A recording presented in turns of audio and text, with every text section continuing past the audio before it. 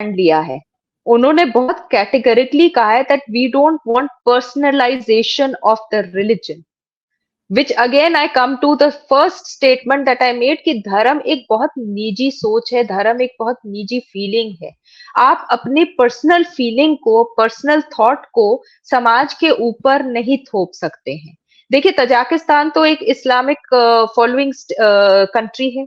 वहां पे तो कोई ऐसी वो होनी नहीं चाहिए, विचारधारा नहीं होनी चाहिए। वहां तो ये होना चाहिए, चलिए जी आप हिजाब पहनिए, जैसे हमारे तालिबानियों ने किया था कि जी बहनें पढ़ेंगी नहीं, बहनें हिजाब पहनेंगी, बहनें म्यूजिक नहीं सुनेंगी।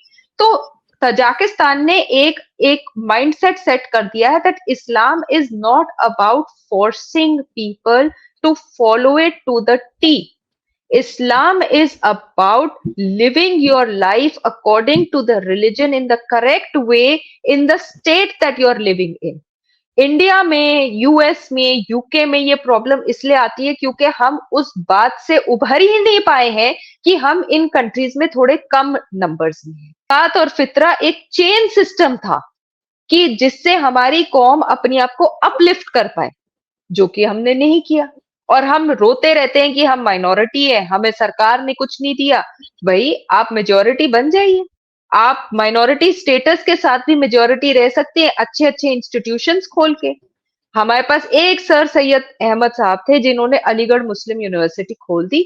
उसके बाद कोई ऐसी यूनिवर्सिटीज नहीं आई भारत में इतने सालों में जो उसी तादाद में बच्चों की तालीम करें। कौम में महिलाओं को एक बहुत ऊंचा दर्जा दिया गया है और उनकी सेफ्टी और सिक्योरिटी के लिए, गैर मर्दों से बचाने के लिए हिजाब और बुर्का के लिए ये कहा गया था कि आप पहनिए ताकि आपके ऊपर कोई गलत निगाह से नहीं देख पाए। अब हमारे देश में कौन सा आक्रमण हो रहा है? अब हमारे देश में कौन आक्रमण कर रहा है? या अब हमारे देश में किस चीज की हमें एक कमी है? बात ये नहीं है कि आप हिजाब और बुर्का इसलिए पहने क्योंकि वो लिखा गया है। आप हिजाब और बुर्का उन जगहों में भी पहने जहां पे रूल है, जहां इस्लामिक रूल है, जहां पे वहां पे जो गवर्नमेंट है वो कहती है आप उसका फॉलो करिए।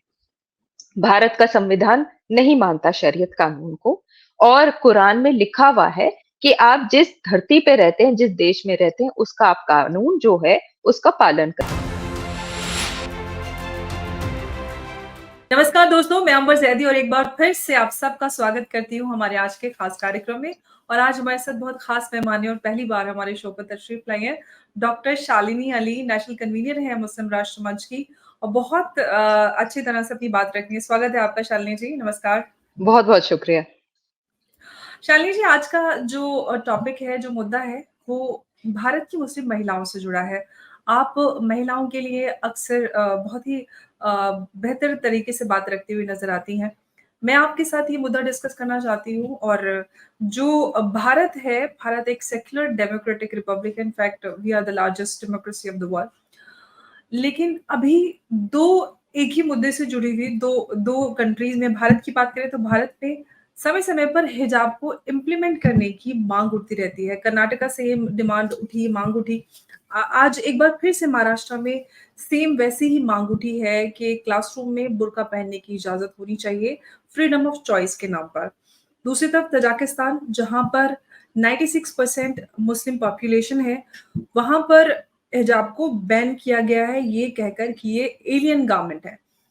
इन दो पूरे वाक्यों को किस तरह से आप देखती हैं?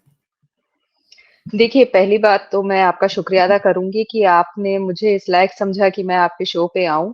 और ये बात सही है कि मैं बहुत स्पष्ट तरीके से बात रखती हूँ और स्पष्टता से बात समझाने की कोशिश करती हूँ, क्योंकि हमारे पास हमेशा से दो राय होते हैं, किसी भी मुद्दे पे दो राय होती है। एक राय होती है जिन पे कोई भी इंसान बात करना या सुनना चाहता ही नहीं है और सोचता है कि मेरी जो बात है बिल्कुल सही है।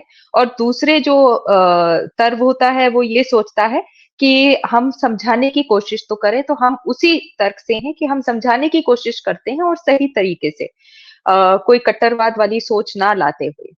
भारत विश्व का सबसे बड़ा ऐसा मुल्क है, ऐसा देश है जहां पे सबको हर किस्म की, हर तरीके की आजादी दी गई है, जहां पे वो अपने धर्म का पालन कर सकता है।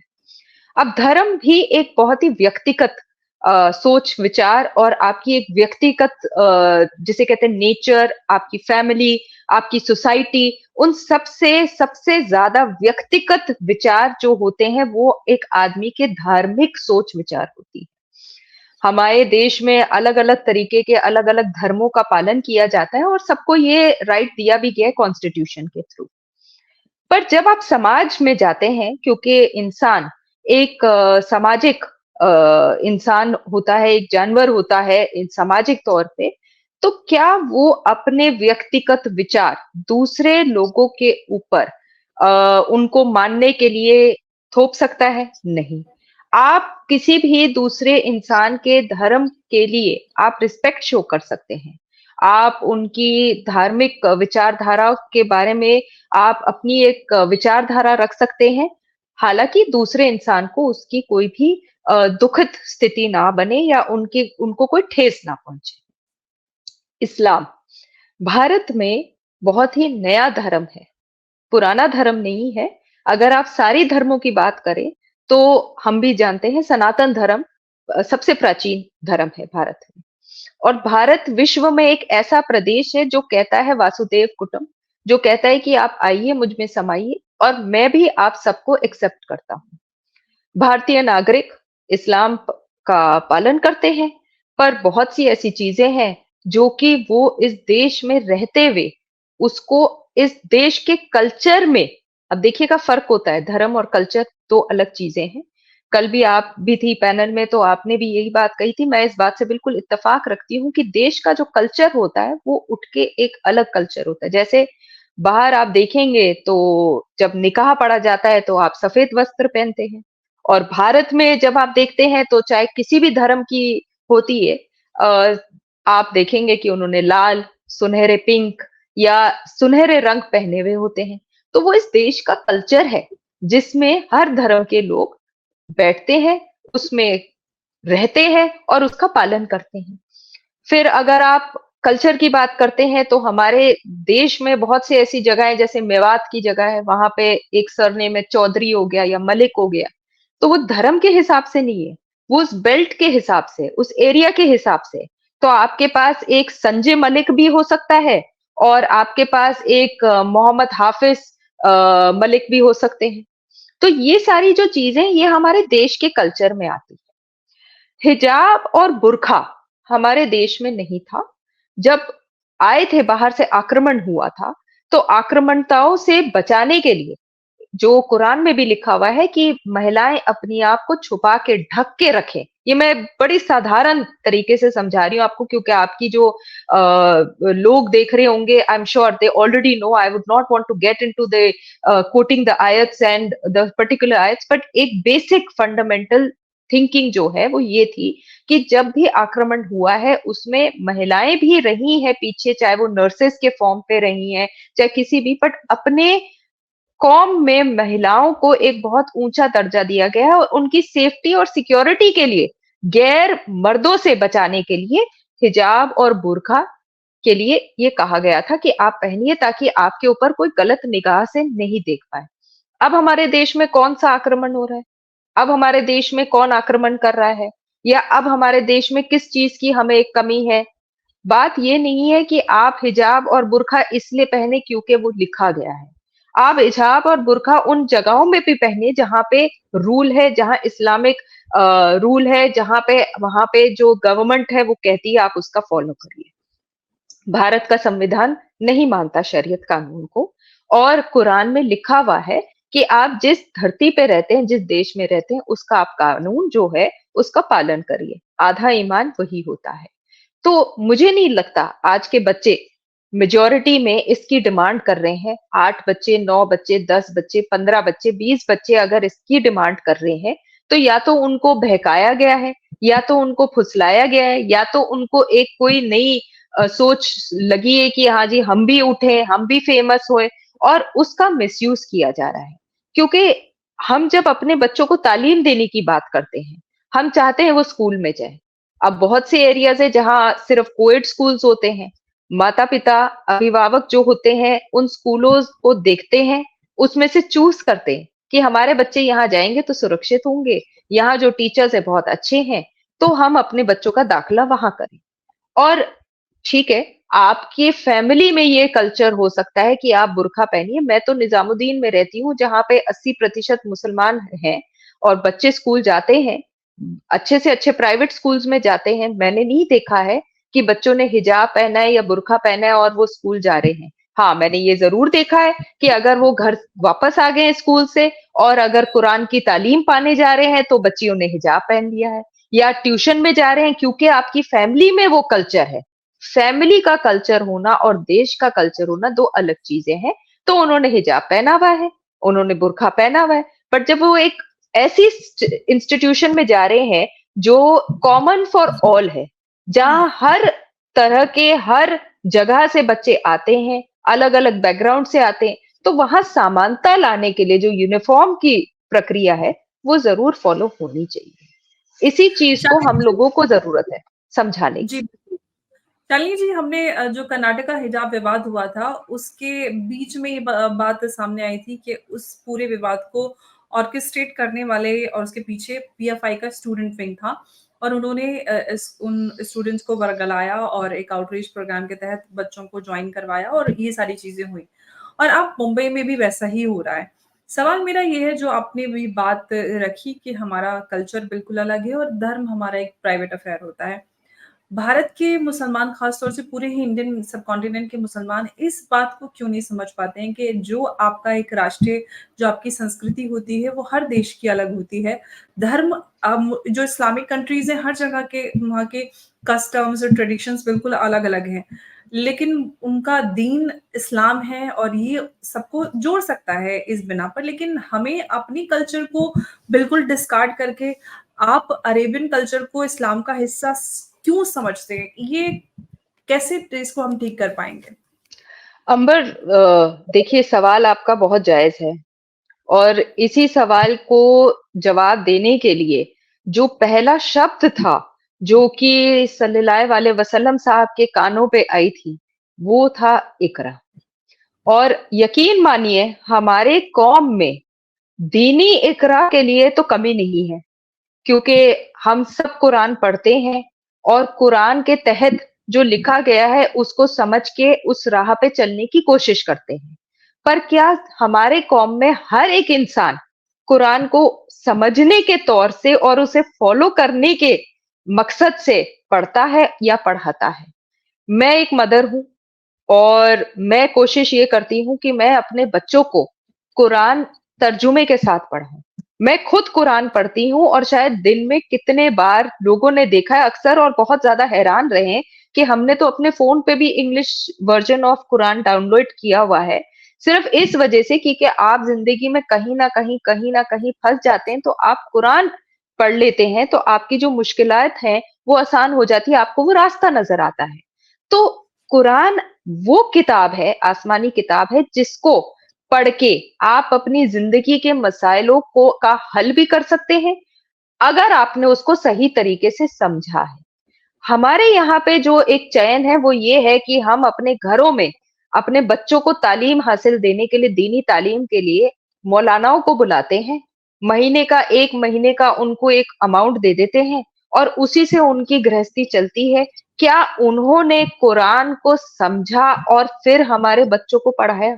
क्या वो यकीनन कुरान को तर्जुमे के साथ अगर पढ़ाएंगे तो हमारे बच्चे और हमारे कौम के जो बच्चे हैं, जो यंगस्टर्स हैं, वो अच्छे से समझेंगे और फिर उस राह पे चलना शुरू करेंगे? ये एक बहुत बड़ी कमी है हमारे कौम में कि हम लोग अपने बच्चों को, पहली बात, कुरान की तालीम सही तरीके से नहीं देते हैं। हमने अरबी भाषा ही ली है और अरबी भाषा में ही हम अपने बच्चों को पढ़ाते हैं, तर्जुमे में हम पढ़ाना ही नहीं चाह रहे होते हैं। आप मानिए, मैं असम जाती हूँ, गुवाहाटी जाती हूँ और मैंने कितने कुरान शरीफ वहां के मदरसाओं में दिए हैं, प्राइवेट मदरसाओं में भी दिए हैं, जो कि इंग्लिश, हिंदी, असमीज, बंगाली भाषा में है, सिर्फ इसलिए कि आप बच्चों को तालीम दीजिए ताकि वो समझे। देखिए, मैं बच्चे को ये बोलूंगी तुम्हें चोट लगेगी, चोट लगेगी, चोट लगेगी, वो शायद मेरी बात ना माने। पर अगर मैं उसे ये समझाऊं कि तुम अगर वहां से गए और इतने ऊंचाई से तुमने जंप किया तो तुम्हारी हड्डी टूट सकती है, तो तुम्हें चोट लगेगी, तो बच्चा मानेगा। क्यों नहीं बच्चे आपकी बात मानता है? क्योंकि आप उसको शॉर्टकट में आप बात बता देते हैं, आप उसे बात समझाते नहीं है। आप या तो डांट के आप उसे बोलेंगे कि फॉलो करो।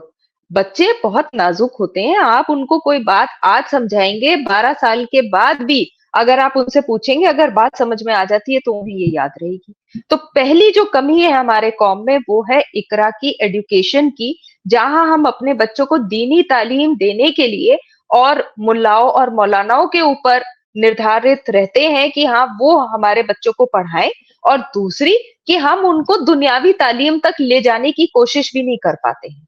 देखिए आजकल डिजिटलाइजेशन का जमाना है, कुछ मदरसा है भारत में जो कि डिजिटलाइज हुए हैं, उत्तराखंड में भी है, उत्तर प्रदेश में भी है। हालांकि उत्तराखंड में तो आप देखिएगा जो वक्फ बोर्ड में जो चेयरमैन है श्री शादाब शम्स, उन्होंने ये भी कोशिश करी है कि वक्फ बोर्ड की जमीन में जो मदरसा है उसको बहुत खूबसूरती से उन्होंने मॉडर्नाइज करा हुआ है, डिजिटलाइज करा हुआ है। वैसे ही उत्तर प्रदेश में भी बहुत से ऐसी जगह है जहां पे मॉडर्नाइजेशन है, जहां तालीम दी जा रही है, एनसीईआरटी की किताबें दी जा रही हैं और ब्रिज कोर्सेज भी हैं। तो पहली कोशिश ये है कि हम अपने बच्चों को दीनी और दुनियावी तालीम दे, ताकि वो 12th के बाद सिर्फ डिश टीवी ठीक करने या मोबाइल रिपेयरिंग के काम पे ना लगे, वो इस काम पे लगे कि वो और अच्छा कार्य करे, चाहे वो आईपीएस है, आईएएस है, चाहे वो एनसीसी है, चाहे वो नॉर्मल बीबीए है, बीए है, बीकॉम कोर्सेज हैं। तो तालीम की कमी रहने से इसकी एक वजह होती है। दूसरी एक स्टीरियोटाइप माइंड रखा हुआ है, हम लोग अपने आप को आज भी इस देश में माइनॉरिटी मान के चलते हैं, हालांकि हम सिंगल लार्जेस्ट मेजोरिटी हैं इस देश में। Muslims principal are the, principal minority yes, कहना चाहिए, 25 करोड़। बिल्कुल।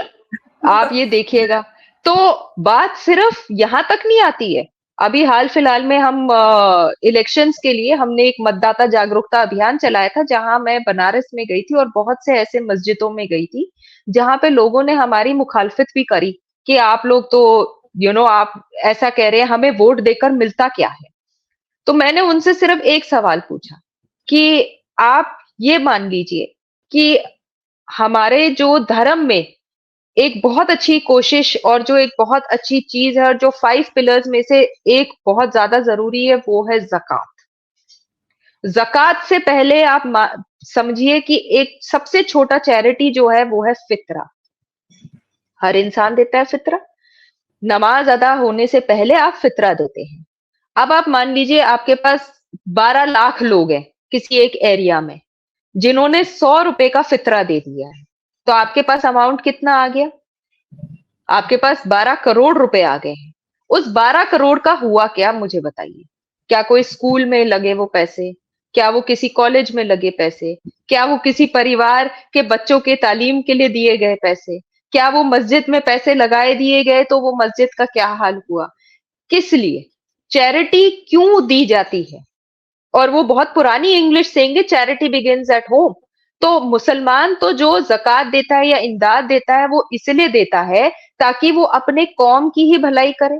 ज़कात आपने देना होता है, आप 2.5% ज़कात देते हैं, लिखा गया है 2.5%, पर आप 2.5% से ज्यादा भी दे सकते हैं, आप 3 भी दे सकते हैं, 4 भी दे सकते हैं।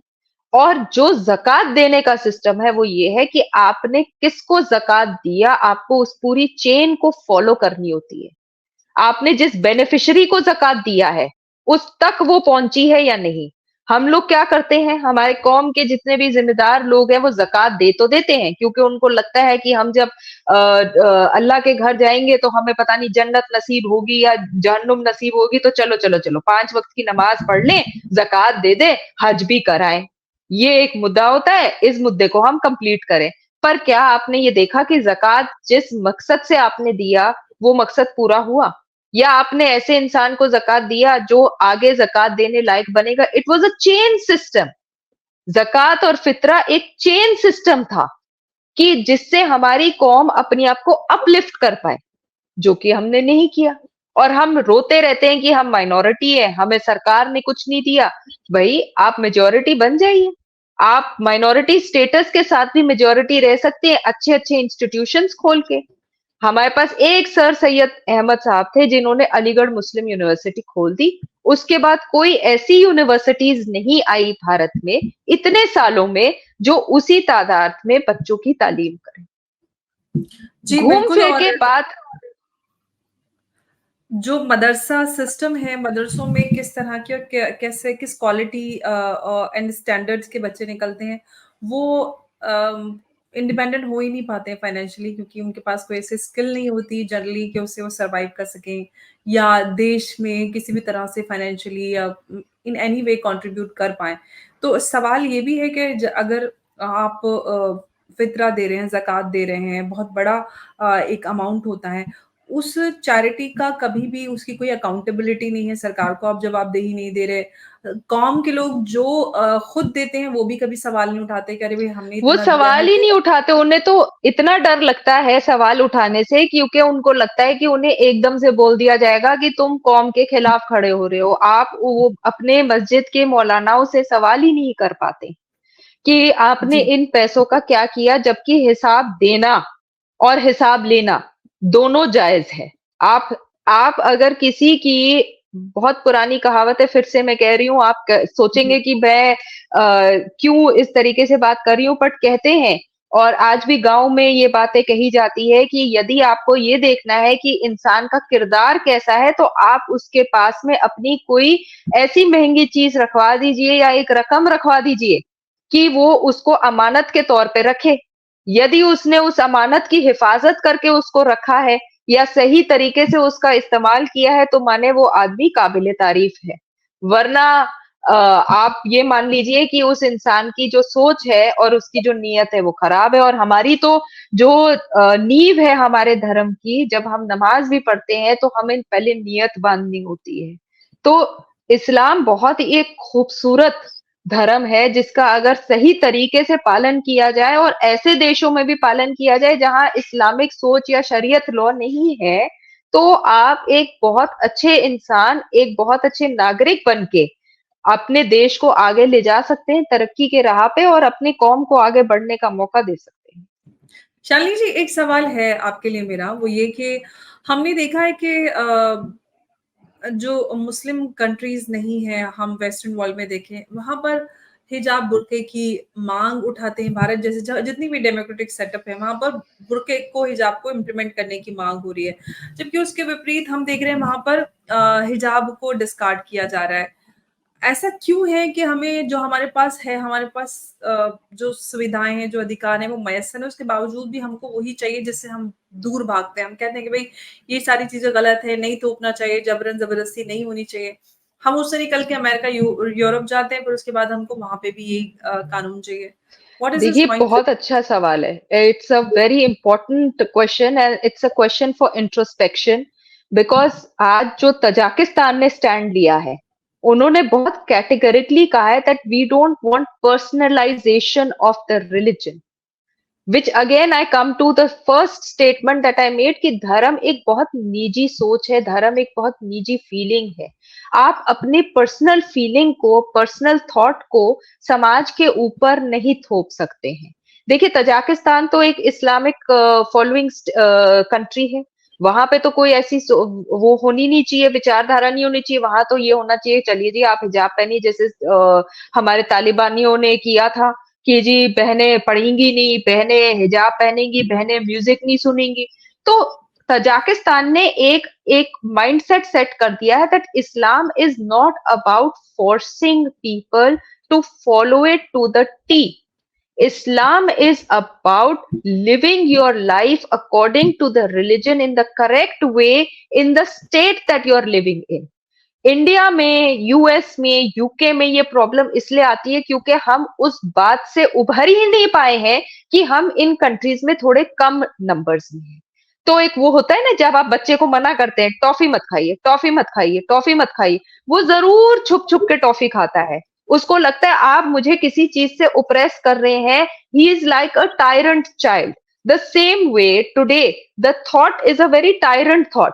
कि क्योंकि हमें मना किया जा रहा है तो हम पहनेंगे। अरे पहनिए, किसी ने नहीं मना किया है। आप मॉल में जा रहे हैं, आप पहनिए, आप शादियों में जा रहे हैं, आप पहनिए। कुछ जगहें हैं जहाँ पे एक यूनिफॉर्मिटी की जरूरत है, वो जगहें ऐसी हैं जहाँ पे हर धर्म के बच्चे होते हैं, एक वो 4 दीवारी का एक कैंपस है, वहां क्यों पहनने की जरूरत है? मेरा तो सवाल ये है, आप जाइए, आप गेट के अंदर एंटर करें, अपना बुर्का या हिजाब निकाल दीजिए और आप गए। You should be feeling secured, you should be feeling totally under N atmosphere which is totally normal. But आप उसमें भी अगर अपनी रिलीजियस थॉट्स को लेकर आएंगे तो वो गलत हो जाता है, वो बाकी लोगों के लिए भी गलत हो जाता है। आप आज अप्रोच डाल रहे हैं कि जी हिजाब पहनना है, बुर्का पहनना है, आपने कभी ये सुना कि कोई बहन इस बात की जायज डिमांड ला रही है कि नहीं जी देखिए मुझे टीका पहनना है या मुझे इंडियन अटायर में मुझे साड़ी ही पहन के स्कूल जाना है? ऐसा तो नहीं है ना, ऐसा कहीं नहीं है। या घूंघट सिस्टम है तो, बट आज आप देखिए कितनी आगे जिंदगी जा चुकी है। आज वो घूंघट सिस्टम शायद बहुत कम जगहों में है या बहुत रूरल एरियाज में है, जहां वो एक कल्चर का पार्ट बन चुका है, क्योंकि वहां पे वो कल्चर है। आप यूपी के बहुत से ऐसे शहरों में जाएंगे जहां मुस्लिम बहनें सिंदूर पहनती हैं। यूके उत्तर प्रदेश के आप जगहों जाएंगे जहां पे बहनें उत्तर लाल प्रदेश, रंग की चूड़ियां पहनती हैं। बिल्कुल। उत्तर वो प्रदेश, कल्चर का बिहार पार्ट है। और वेस्ट बंगाल, वहाँ पर मुस्लिम महिलाएं भी साड़ी और सिंदूर और इस तरह की चीजें करती हैं। इनफैक्ट शादियों में बकायदा भी आप देखिएगा मंगलसूत्र पहनती हैं, वो सिंदूर डालती हैं, लाल और हरी रंग की चूड़ियां पहनती प्रॉपर हैं। शादी में भी और रस्म होती है चंदन शादी मांगने में भरने रस्म, की। सारी देखिए, भात की रस्म होती है, नाई की ले जाने की रस्म होती है, तेली की रस्म होती है, ये सारी जो रस्में ये इक्वल है। और सबसे बड़ी बात भाई, हमारे हमारे रिलीजन की खूबसूरती ये है कि आज भी जब लोग जाते हैं, दरगाह में जाते हैं, तो वहां सिर्फ मुसलमान नहीं होते, वहां हिंदू भी होते, सिख भी होते, ईसाई भी होते, मुसलमान भी होते। और ये बात बिल्कुल सही कही थी कि 72 फिरकों में हमारे कौम को बांट दिया गया है, और इस तरीके से बांट दिया गया है, और लोगों ने अपनी सोच में भी वो बंटवारा ले आए हैं कि वो इस बात को भूल गए हैं कि वो एक अच्छे मुसलमान है, मुसल जिसका ईमान ही इस्लाम है। जी, और बहुत ज़रूरी है कि आप अगर अच्छे मुसलमान हैं, अच्छे देश के नागरिक हैं, तो आपको देश की संस्कृति का भी सम्मान करना होगा और इंस्टीट्यूशंस के बेशक। अधिकारों का भी सम्मान करना होगा। एक इंस्टीट्यूशन का अधिकार एक इंडिविजुअल के अधिकार से बड़ा होता है। आपको यूनिफ़ॉर्मिटी और जो भी रूल्स रेगुलेशन है, उस ऑर्गेनाइज़ेशन के द्वारा बनाई गई, इंस्टीट्यूशन के द्वारा बनाए बनाए। गए, वो आपको फ़ॉलो करने होंगे। और आपको अगर जी। नहीं पसंद है, तो आप अपनी मर्ज़ी मुताबिक किसी और इंस्टीट्यूशन का चुनाव कर सकते हैं। शालिनी बिल्कुल। जी, बहुत-बहुत आपका धन्यवाद। आप हमारे साथ इस चर्चा में शुक्रिया। जुड़ी। इम्पोर्टेंट आपने पॉइंट्स रखे। नमस्कार, जय हिंद। जय हिंद।